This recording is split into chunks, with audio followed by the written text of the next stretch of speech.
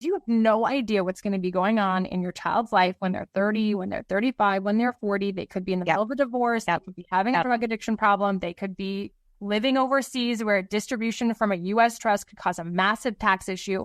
There's all sorts of implications. My advice generally is don't build in years. Don't build in a required distribution at any time. Have it discretionary. Your trustee can make a decision and write a letter of wishes to your trustee indicating your hope and your wish and your intent. Welcome to Financially Ever After Widowhood, the podcast where we empower women to take control of their financial future after the loss of a spouse. I'm your host, Stacy Francis, President and CEO of Francis Financial, an award-winning and nationally recognized financial advisory firm. With the help of incredible guests, I'm ready to guide you through this challenging transition. ILETs, CLATs, CRATs, SLATs, estate taxes, and more. Oh my, that's what we are talking about today. We're talking about the most important vehicles that you can make sure are part of your estate planning to ensure that your loved ones and the causes that you care about receive your money at your death and not Uncle Sam. In fact, we have our perfect person to speak about this today, Sarah Constantine with Arnold Porter, who has a specialty of working with high net worth families, individuals, and closely held businesses, helping them with estate tax minimization strategies. And that's what we're going to be talking about today. Now, we'll be talking about for people here in the U.S. domestically, but Sarah does have an additional superpower, and that is also working with international clients, helping them create tax-efficient strategies for their wealth, for their investing, and for their life. I'm so excited to have Sarah here to share with us, again, how you can make sure that your hard-earned dollars, that they go to the people you love the most and the causes that are important to you. Without further ado, please help me welcome our special guest today, Sarah Constantine. So happy to have you here, Sarah, and we are going to be talking about some really important topics all about estate planning for ultra-high net worth individuals. And part of the reason why I'm so excited to have you here, not only do I really adore you, but also you have the ability to take some pretty complicated concepts and make them understandable. And that's, I have to say, just such a very special gift and superpower that you have. So thanks for joining us, Sarah. Thanks for having me. I'm very excited to be here today. It's great. Yeah, we're going to be having some fun. My first question is, how did you get to trust and estate? Did you know as a little girl that this is what you wanted to do as a trust and estate attorney? What did that journey look like? I don't know that I would have said that I wanted to be a trust and estates or a tax attorney when I was a little girl. I think my mother would probably have said that you were going to be an attorney just because of my personality. Did you give your mom a run for her money? Yeah. I'm a firstborn daughter, but realistically, I was a Girl Scout. I'm still a Girl Scout. I am someone who believes in service. And so for me, this profession really is about serving families and making sure that families are set up for success for many generations. My coming to trust and estates is a personal matter. My dad died when I was 15, leaving my mother a widow at the age of under 45 with two little girls in tow. Oh my gosh. And this was in the mid-90s, which was not a very easy economic situation. So for me, I live in grief. I know grief. I have it in my being all the time. I feel like being a trust and estates practitioner with that background, I bring to the conversation a sensitivity to how hard this topic is, but also a knowing of the tremendous gift my clients are giving their families and their issue by having their affairs in order. For me, that's how I became a trust and estates lawyer. I was in the nonprofit sector before doing really wonderful, amazing work. I wanted to make a more very tangible difference. I'm a checkbox checker, and this is a great place to make a real tangible difference in my clients' lives. That's why I chose this profession. I did know going into law school that I wanted to do this. Love it. I know that you tend to work with net worth individuals, but a lot of even higher net worth individuals don't have their estate planning documents in order. Every couple months, there'll be someone, a celebrity that passes away and they have a will that's outdated, or blessed, they don't even have a will. And we're all again reminded how important this is. But what are the things that you tell your clients that they have to think about if they're in these higher echelons of wealth and what they need to be doing for estate planning? There's obviously the basics. Get your will, get your revocable trust, get your powers of attorney, get your healthcare proxy, which I know you talked about with other professionals on this pod. I'll say like see episode 1. So that's like threshold, only because you want to make sure you have your team in place. Yep. When you pass away, who's the team that's going to step up and handle your financial affairs and make sure that things are carried out in effectuating your wishes? That's baseline. The other thing I would say for clients who are very high net worth or more public figures, it's really critical to fully fund a revocable trust. At least that's what I recommend to my clients, so that you're avoiding probate to the extent that you can, or you're minimizing the disclosure on probate. What most people don't realize is that their will becomes public once they die. So everybody gets to see what everything. Everybody gets to see in your underwear drawer. Exactly. Yeah, exactly.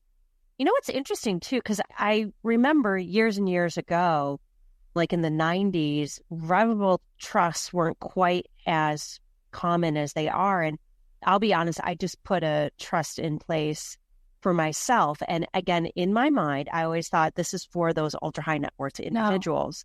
No. And it's something, of course, ultra high net worth, but that regular person putting your property in there. For me, I put our vacation home in there, as well as our primary home here in New York City, so that we know that it will go into the trust. We can set up beneficiaries on the trust, which is great. Can't really do that in the same way with a house.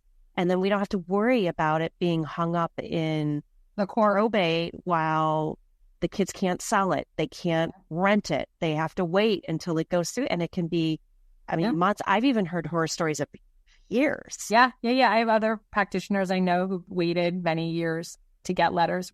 Not only is it important to avoid probate, but also, let's say you become incapacitated. You have a terrible accident and you can't make decisions for yourself. If everything is funded in your revocable trust, whoever you've appointed as your successor trustee can immediately spring into action, either during your incapacity or right upon your passing. I've had that happen. I had a client who was brilliant and had a very good financial advisor, frankly, who made sure her revocable trust was fully funded. So when she passed away and we knew she was ill, she had a terminal illness, within 4 days, the new trustees were in place, had access to the bank accounts, were writing the checks to the funeral homes, were handling all the affairs for her children, and we didn't have to wait for probate. So that's a non-tax reason and a non-tax planning thing that you should definitely have in place, about who you are, frankly. Especially folks who have a large financial footprint where people depend on them for their economics. You have housekeepers, you have doormen, you have all these folks who bills you have to keep paying upon your passing. And not to make too simple of it, but here in New York, we have what's called Easy Pass, and in other states called the Orange Pass, where instead of having to sit and figure out the rate change and give it to the told person, you could just kind of go straight through, and they let you go through. I think it's now up to 15 miles an hour, so you can actually go pretty fast now. Yeah. So I feel like, a revocable trust, we're doing the Easy Pass. That is a brilliant analogy. Yeah, and we're actually saving money, because I know those passes, you pay less per every time you go across a bridge or whatever. Now, the other thing that we hear a lot about, of course, is estate taxes. Yep. Federal estate taxes, and then for certain states, actually, estate taxes or inheritance taxes. Give us the lowdown on what things look like today. And I know that there are some potential changes on the horizon that could drastically change things and make many more people having to fork over money to Uncle Sam than we would ever think would have to do that today. Yeah. So right now, the federal estate tax exemption is at the highest all-time level. So it's at $12,000,092. So $12,920,000 per individual, meaning in layman's terms, you can pass just about $13 million worth of assets to anyone that you want without incurring federal estate tax. Now, that's a unified credit. So it's $13 million across your lifetime and at death. So if you made gifts during your lifetime, you add that back in to then look to what your available credit is. Mm-hmm. If you're a married couple, generally look at that as a united front. So you're looking at $26 million as a married couple, because if you're U.S. citizens, you can freely pass to each other. And then you look at the pot at the end. Yep. Many people are worried about estate taxes, as you rightfully said. Today, it's not hitting that many people. And there's not a ton of folks out there who have assets in excess of 26 million. Almost all of my clients do. And that's where we really add that value to minimize the estate tax exposure. But just to pause on your other question, which is the state estate tax. So in addition to a federal level estate tax, which, to be clear, if you have assets in excess of that $13 million number and you pass them on to someone other than your spouse, you would be subject to 40% tax on a graduated basis on the amount above that 13 million. You're paying Uncle Sam 40% above 13 million. And then if you live like me, you live in New York, your state estate tax is actually a much lower number in terms of the exemption, and your state's tax is going to be 16%. So if you are a New Yorker and you have assets in excess of the New York exemption and the federal exemption, you're looking at over 50% estate tax. That's really painful. Yeah. That's really painful. Most folks don't need to worry about state level estate tax because only 17 states plus the District of Columbia assess estate. Wow. And aren't we lucky to live in one of them that do? Well, as it's generally the high tax states, right? So, New York does. Oregon, ironically, has a very low level estate tax threshold. So they start assessing estate tax in Oregon above $1 million. Connecticut has one of the highest at just over 9 million. Mm-hmm. New York, I think, is just shy of 7. One of the things that's in the news is 2025 laws sunsetting. Could those numbers change and become lower? On the federal level right now, the exemption that is, we'll call it 13 million for purposes of conversation, is due to sunset to 5 million adjusted for inflation, effective at the end of 2025. So January 1st, 2026, the exemption without any change to Congress. Dropping by more than half. Correct. Well, it's going to be adjusted for inflation. And inflation, as you know, is quite high right now. So it could be around 7 million. So it could be around half. I don't really know. It's going to depend on what the numbers come out at. But yeah, it's a significant decrease. And we saw this threat in 2012. So in 2012, there was also a threat that the then exemption of 10 was going to go back down. Yep, I remember that.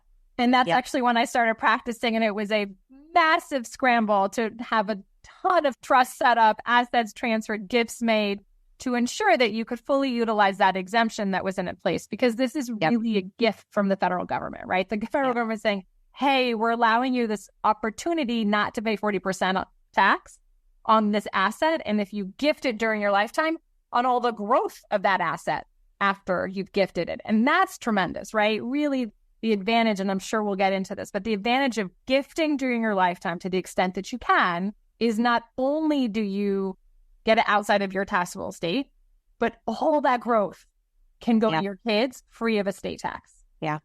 And that's really tremendous. And I think that that's one of the things, too. Many people think about giving gifts to their loved ones upon their death, but how powerful it is to do that during your lifetime where you can actually see the impact that it has. Can you talk about the gift exemption limit each year and then some other ways that might make sense to be able to transfer money to other family members during your life? Sure. So there's 2 types of gift exemption. So we have to bear in mind, there's this federal unified credit, we'll call it, which is that 13 million for a state. That really big number that we have. That's the lifetime exemption number. You can give that 13 million away tomorrow, and it's using your lifetime exemption. Anything in excess of that's going to be subject to federal estate tax.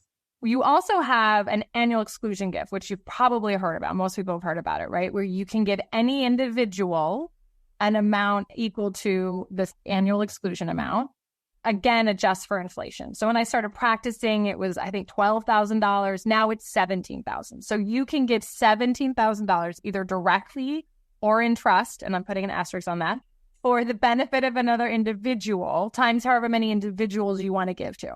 Yep. So if you're someone like me and you're blessed with 3 children, and maybe your children have children, you can multiply that out by 17 every year and not worry about utilizing your $13 million exemption against that gift on an annual basis. That's a big number. You know, it is a big number. Yeah. Most people would cover a life insurance premium. So most people who have these gifts, you know, you would buy a life insurance policy. And this is kind of ahead of ourselves here, but how do you hedge against this estate tax that might be due to you? Yeah. If there is going to be an estate tax, where do your kids come up with the money to pay for it upon your death? There's a few things. One would be, let's say you are a business generator, you've started your own startup, you've got a lot of value in your business, and so you end up and you pass, suddenly your business is worth $50 million, but you have no cash to pay the estate tax, and you don't have a surviving spouse, so we're not taking advantage of the surviving spouse. So one thing, the federal code has some exemptions for folks who have special types of closely held businesses, which allow you to defer the payment of that estate tax over time. That's just something to note, and you should look into that. If a client does hold a closely held business, that might qualify for this exemption. But for the most part, folks who have assets in excess of a certain amount and are going to have estate tax due, the best way to pay for that tax is by life insurance. I'm not in the life insurance business, but I do think that it's very important for certain clients to have life insurance so that you can provide for that liquidity. Bear in mind, you should have your life insurance in a trust. How do you hold that life insurance? Because if you have life insurance to pay the estate tax, that life insurance, if not held correctly, could even generate more estate tax. Exactly. So if you are the owner of your own policy, so I buy a policy for my life of $5 million, we'll call $10 million for purposes of conversation, and I'm the owner of the policy, and I name my husband as the beneficiary, thinking I'm so smart. Yay, I'm so smart. Well, no, because when I die, that $10 million policy is deemed owned by me, even though it's paid to my husband. So if my other assets bring me above that $13 million number, I may be subject to estate tax at that point. And I say may because I have a spouse, but assuming I didn't have a spouse, went to my kids, now I have to use the life insurance proceeds to pay for the tax associated with the life insurance. So the way you get around that is you create a life insurance trust. A life insurance trust would be created for the benefit of your spouse or your children, or your family, or anyone, frankly. It could be charities, what have you. And the owner of the policy is your life insurance trust. You should not be the trustee of your life insurance trust. So you'd have to identify an individual that you trust or a company that you trust to serve as the trustee. And then annual premium payments would be paid through the trust. So you would make a gift of cash to the trust each year, and then the trust would make the premium payments. And the trust is the owner of the policy. The trust is the beneficiary of the policy. And when you pass, the death benefit then gets paid to the trust. And all of that, you know, in my example, my $10 million is in a trust for my husband and my kids, completely estate tax free. Is there a limit to what the premium can be that you pay each year? Let's say that premium is $50,000 a year. So it depends on the beneficiaries of the trust. And how many beneficiaries. So if you only had one beneficiary, then 17,000. Then you can do 17,000. And so if you've got 2 beneficiaries, 34,000. Correct. The amount that the premium can be without taking from that lifetime exemption, that large $12 million number, and just being able to use that 17, it's based on how many beneficiaries you have. Correct. From a technical perspective, you have to make sure the trust has specific language to ensure that the $17,000 payment qualifies for the annual exclusion gift. So it's something that is that here in in crummy letters. Crummy, exactly, Stacy. Where did the word crummy? It's a case. Like you're it was a a really case. messy eater or something. It's right? someone's last name. Okay, all right. Because every time I think of crummy letters, I think of like my daughter eating banana bread, getting crumbs all over the kitchen. It's not a good vision. It's not, but it's the case, and we haven't come up with a better name. Okay, well, that makes me feel better. So question, let's say, you've got your 2 beneficiaries and you've been paying your premium $34,000 a year, and one of those beneficiaries, a child, unfortunately develops a gambling or drug addiction or something like that.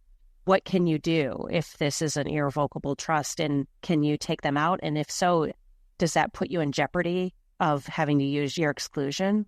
Let's take a few things in first. With respect to the annual exclusion gifts, you make a check of 34 to the trust. In order for that 34 to qualify for the annual exclusion, that beneficiary has to have the right to withdraw the money from the trust. And that's just part of the code, right? That's just what the case law says. They get a letter that says, your mom made a gift to the trust. If you'd like to have it withdrawn, see me. That's what the trustee says to the Benny. Now. And then I go to the child and say, if you withdraw this, you're grounded for the rest of your life. Well, exactly. So typically, if you are seeing a professional like myself, your trust will be fully discretionary with respect to everything else. Then you pass away, and this trust has, in my example, $10 million in it. The trustee never needs to make a distribution of a dime out to that beneficiary. It's fully discretionary. Got it. So that's typically how I would draft my trust, so that you're not required to make distributions out to your gambling child at age 35 or age 40. A lot of people will come to me and say, well, isn't that how you're supposed to do it? It's supposed to pay out at a certain age. And my view of the world is you have no idea what's going to be going on in your child's life when they're 30, when they're 35, when they're 40. They could be in the middle of a divorce. They could be having a drug addiction problem. They could be living overseas where a distribution from a U.S. trust could cause a massive tax issue. There's all sorts of implications.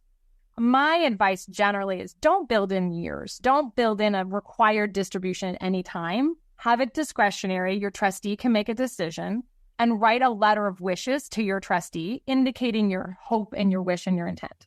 I love that. That just takes all the scariness about not knowing about the future away. It does. And it allows you to put it in writing. And in your letter of wishes, you could be much more verbose than you typically would be in your trust agreement. It can say, our family has these values, and we think these are the types of things you should be spending this trust money on. And if a child comes to you with a great business idea, we want you to say yes and invest in them. Yeah. But if they come for the 7th time and it's still a failure, use your discretion. You can really be as long-winded or as brief as you want. And I've had clients go both ways. Wonderful. So we just talked about if there is an estate planning tax, then how we can make sure that there's life insurance that is protected from estate planning or from estate taxes that can pay for that. Tell me a little bit more about how we can reduce our estate via charity. I wrote a check to, actually it was credit card, to the American Heart Association, right? And so that's the normal that many people do. Yep. But what are some other ways to be more effective from a estate planning perspective and reducing taxes for being able to give to charity? Well, bear in mind that your gifts to charity through your estate should qualify for the charitable deduction. So they should reduce whatever you would then have to pay for estate taxes. Gifts to charity aren't subject to the same 40%, provided, and this is, again, my technical tax lawyer is, it has to be a certain type of charity, meaning it has to qualify for the deduction. But most U.S. charities, would. There's a few things you can think about when you're considering charitable deductions, both at an estate moment, but also an income tax moment. Mm-hmm. Many of my clients are actually young professionals, entrepreneurs. They're actually looking for income tax deductions. When you can pair an income tax deduction with an estate tax plan, I think that's like magic. One of the things you could do, and you could do this during your life or in your will or your revocable trust, preferably, is create a charitable lead annuity trust. You can create a special trust that pays out to charity during a specified number of years. They pay out an annuity or a unit amount. And then at the end of that number of years, whatever's left goes to your family. This is actually what Jackie Kennedy had. So it's a beautiful plan because you get an estate tax deduction, you get to benefit charities, but at the end of the day, to the extent there's any bonus, it goes to your family. You could set this up essentially in my charity, A Savvy Lady. So I could set up a charitable lead annuity trust for, let's say, 20 years. Yep. It's paying a percentage out of that trust, that amount every single year. Yep. And then upon the completion of 20 years, even if I'm still alive, correct, that can then go to my children. Estate tax. It can either go outright to your kids or in a trust. Into a trust. Estate's professional. Yeah. Go to a trust for the benefit. A trust, exactly. And that money escapes outside of my estate and it goes into the hands of my children then. Correct. In their trust. Correct. If structured properly, you could get an income tax deduction today. A full income tax on the amount of the full gift today. So let's say you put in $1 million this year, Stacy, you would get an immediate $1 million deduction this year. And it would make sense to do that if, let's say, I had a really, so don't worry, everyone listening, I'm not selling the business, Francis Financial, but like, let's say that did happen, I would be owing, so much in taxes. Correct. That would be a great way to benefit a charity, have a tax deduction, and also be able to get money out of my estate into trust for my kids during my life. Correct. So question, we just talked about putting $1 million in, for example. When you see charitable lead annuity trusts, do you see those numbers at like $1 million level? Like what makes sense? Because there is some paperwork.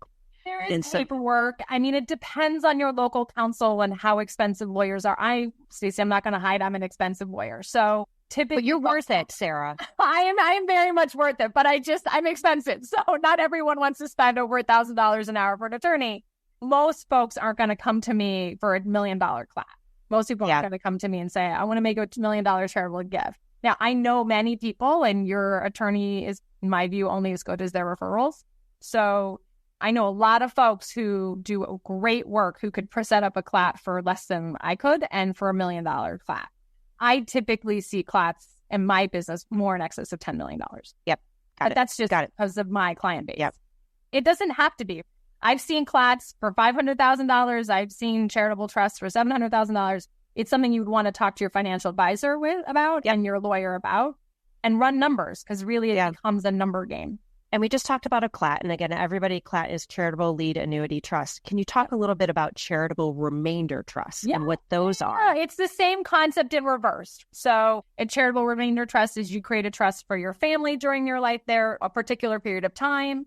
And at the end of that term, the balance then goes to charity. Yep. I always say to clients, look, it doesn't work if you're not otherwise charitably inclined. Yes. So if you're not otherwise charitably inclined, and if you're like one of my favorite clients who says to me, my charity is my family, then that's probably not a planning strategy you want to employ. But to the extent that charity is a self-expression for you and giving to charity is part of the legacy that you want to create, I think a charitable lead trust or a charitable remainder trust are great strategies. I'm doing something kind of interesting. So when I first started Savvy Ladies 20 some years ago, I took out a 20-year term for $1 million life insurance policy on me, with the beneficiary being Savvy Ladies. Yep. Please tell me you don't own it. I don't. But it doesn't matter anyway, because now it was a term policy. Yeah. And my thought was, I want to make sure that the organization is able to fully function without me if, God forbid, something happened. But now I'm in a place where I'm like, okay, wait, I do want to, upon my death, leave something to the charity. And one of the things I was thinking about was potentially having one of my beneficiaries on my 401k plan be Savvy Ladies. Now, my husband has to sign off on that because it's a ERISA-based plan. And so you can't just inherit your spouse. So he would actually have to sign a form. It would have to be notarized. But my thought process was that they get a portion of my 401k and they get 100% tax-free, where for him, he's going to owe 40 to 50 cents on every dollar he pulls out. If there's any asset that I should be leaving to the charity, this tax inefficient asset, is that something that you... Perfect, and sound like a true, very good financial advisor. Okay. Well, I'm happy. I'm having the conversation with my husband this weekend because I text him and I realized, Sarah, I shouldn't. I said, hey, Michael, I'm going to leave 50% of my 401k to Savvy Ladies. Is that okay? Like, and he was so good about it. He goes, Stacey, let's chat. Not sure this is a text conversation. Like, you know what? You are so right. We love our spouses and we pick them for a reason. And anyway, he was so nice. He's like, I'm not so sure this is the perfect conversation via text. So that's what we're talking about this weekend. So many of my clients will come to me. As I said, most of my clients are well in excess of $20 million. But let's say they have some charitable inclination. They have some 401k. Many partners at big law firms or partners at accounting firms, much of their wealth is built up in these deferred plans. Yeah. And to the extent that you are charitably inclined and you would like to have that charitable deduction, the perfect asset to use is your retirement account. Yeah. And so the woman I was talking about who had fully funded her revocable trust, and within 4 days of her passing, we were able to step in and have access to her bank account.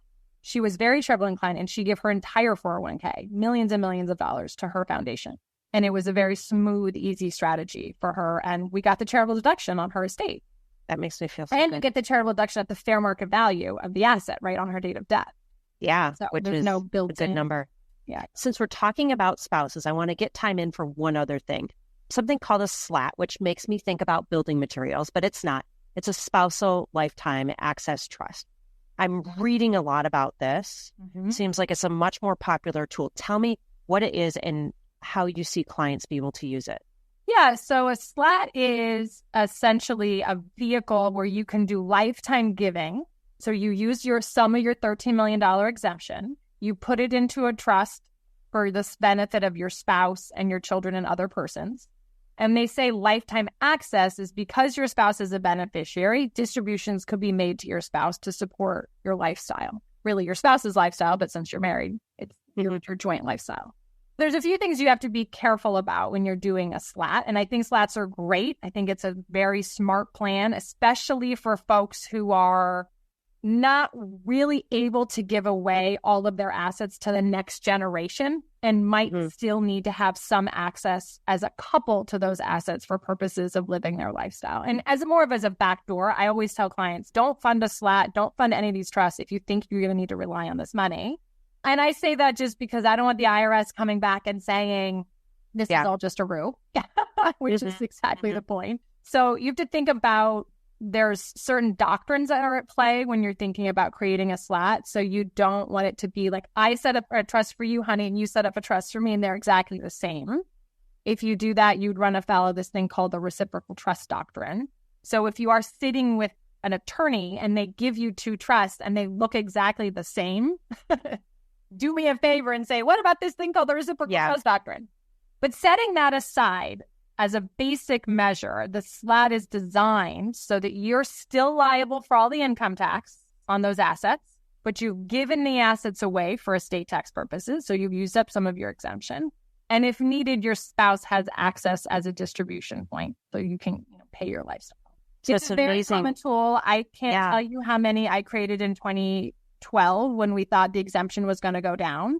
And I very much anticipate it is going to be very, very popular over the next 24 months as people gear up for, less than that now, as people for 2025. And so again, just as a recap, it's taking up to that exemption amount, that $13 million. You don't have to do that amount, but whatever amount you want to get out of your estate, putting it in a trust that you still have somewhat access to. Well, your spouse as a beneficiary. Your spouse as a beneficiary has access to. And it's a great way to have money for that next generation as well. What happens, Sarah, if you and your spouse get divorced? I was just going to say that. You'll have to be mindful. So there's a few things you can think about. If it's structured, so it names that individual, and the definition in that trust says, my husband, John, and it doesn't say my husband, John, without any qualifying language, and you get divorced, now it's John's trust. Obviously, when you do your divorce proceedings, you'll have to consider that trust and the assets as to what you're severing and what you're dividing. And do you take that into consideration when you're thinking about maintenance and support and so forth? But that trust is for that person's benefit, and you don't just get to unwind it because you get divorced. That said, you can qualify the definition of spouse. There are some problems with this from a matrimonial perspective, so you would want to consult with your lawyer and make sure that they're doing this properly in conformity with the law that you're in, the jurisdiction you're in. But I have seen cases where spouse is not my spouse, John, my husband, John. It is John, provided we are then married and not then separated and we're not divorced. And if we are, John is deemed deceased. Got it. And then you get divorced, John gets cut out. So you do have to be mindful of that kind of structuring. And as an attorney, right, there's some conflict if you have a joint representation of Susan and John, and then all of a sudden you're actually drafting a trust that could easily cut John out. That's problematic from an attorney's perspective. So think about that a little bit. But yes, you can. But it's important to know, because also so many of the women listening, they are on their own and they are thinking about estate taxes, thinking about ways to reduce them, whether it's gifts to their children, gifts to charity. And if they get remarried, again, wanting to make sure that the corpus of a trust would eventually go to their children, but yet take care of their spouse if, God forbid, she passes away. And being able to do that, I can see being a really good tool. Yeah, you Sarah, can also limit, the distribution amount to some spouses, right? You can make it only a certain amount, either of value or percentage of the trust. Or 4% of the trust or 5% of the trust or a certain dollar amount per year. Yeah, or you could say they're only distributions subject to health, education, maintenance, and support, which is like a smaller standard, theoretically. So there are ways to build that in. And you really just need to talk to your attorney as to your intention. Yeah. I can't thank you enough, Sarah. I think we didn't get to anything, Stacy. I know. We got through so much, but we could keep on talking forever. Of course. How do our listeners reach out to you? And also, if you can share the states that you can work in or that you know of other colleagues. Yeah. So our firm is a national and international firm. Arnold & Porter's an international firm. We have trust and estates practitioners sitting in New York, D.C., and San Francisco. We can do work anywhere throughout the country, frankly. And if we're not barred in any of that state, we definitely have partners in those states to help assist high net worth families, family offices. One other thing we didn't talk about, Stacey, and I think it's important to kind of carve out that there are special rules that apply to non-U.S. citizens, spouses, and non-U.S. persons and U.S. assets. And that was one thing we didn't get into at all. But if you are listening to this or you know someone who is a high net individual who is not a U.S. citizen and has U.S. situs assets, or U.S. citizen spouse, but they're not a U.S. citizen, you should consult with a lawyer, because that's about 60% of my business. It's a very complicated area and the government isn't as favorable. So you just have to really think about how you structure your affairs to ensure that you're minimizing your estate tax exposures. Yeah, no, I wholeheartedly agree with you, Sarah. When Michael and I got married, he was not a U.S. citizen. He was a green card holder. So, had I passed away, I would be paying estate taxes on all, but at that time it was like maybe a little over $100,000. So a lot of things to think about. He actually got his citizenship, so he's now a citizen. So it's like, you don't have to be. There's special trusts that you can put in place, which I'm sure you're familiar with. This is special qualified domestic trust, but you just have to talk to a lawyer is the point. So to make sure that you have the right structures in place to support your family. Yeah. Well, thank you. And what is the best way for people to reach out to you, Sarah? Yeah, email is probably great. I think you'll put them in the show notes or my phone number. Look on the bio. Right. I'm pretty responsive on email and phone. And I'm happy to connect anyone with resources throughout the country internationally if you have a question. So thank you. And for all of you listening, definitely we will be putting in Sarah's email and phone number and a link to the website and for contact information. And thank you for joining us, Sarah. This was really good. And again, the things we were talking about were not the most straightforward, but I have to tell you, it was so much fun and I didn't get lost anywhere along the way. I really had just an absolute ball. I really enjoyed it. Well, thank you. Thank you. I appreciate your time. I loved talking with Sarah, and she was able to take some pretty sophisticated planning strategies in the estate planning field and, kind of make it pretty darn understandable and straightforward. I hope that you enjoyed this as much as I did. I know that so many people feel, quite confused and sometimes a little intimidated about how to make sure that their wealth is passed on to their loved ones and the causes that they care about.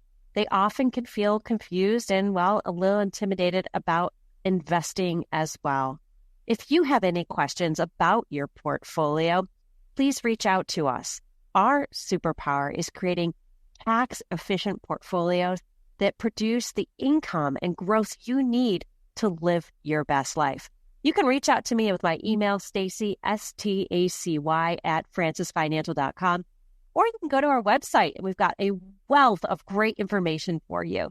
And that's at www.francisfinancial.com. We'll be seeing you in 2 weeks. Thanks for tuning in. Thank you for tuning in to Financially Ever After Widowhood. If there's a question you'd love for us to answer on the podcast, we can do that for you. All you have to do is give us a call, and the number is 347-682-5580. Let me say that again, 347-682-5580. Whether you're working with an advisor or you're maybe doing it on your own, we invite you to reach out to us at www.francisfinancial.com, or you can email me at Stacy, Stacy, at francisfinancial.com. Our hope is to be a resource for you to help you also find a great financial advisor, whether that be with our firm or one of our trusted colleagues. Please be sure to like, rate, and subscribe to the podcast, and join us next time on Financially Ever After Widowhood.